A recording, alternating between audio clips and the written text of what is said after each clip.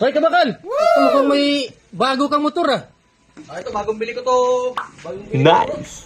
Ito, ginagawa ko kasi medyo, sikanhan ko nito nabili. Kasali ako sa racing. Oh, tapos sinitapan mo talaga. Nabili ba yan sa sahod ng Facebook? Sa katas ng Facebook ko, siyempre. Wala naman tayo ibang buhay. Yan lang eh. Putang lupit mo talaga kabakal. Sikat ka na talaga sa Facebook. Naman, siyempre. Mahirap din pala magkita ito. Laki na ginastos ko.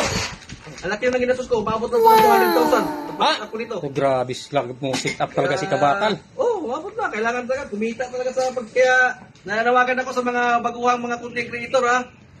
Basta magtsaga-tsaga lang kayo. Tingnan mo ako. Sa loob ng 2 taon. Ang dami ko nang na-ipinsam din. Ito yung pangatlo kong nabili. Pangapat na pala kasi Nice. 2 big bike. Saka isang 150. Saka ito.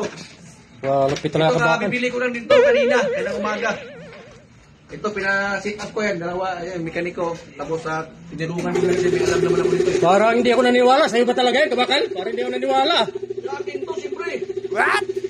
Ayun yata yung may-ari eh. Ayun o. Oh, pagawa o. Ayun, may-ari. So, ayun o.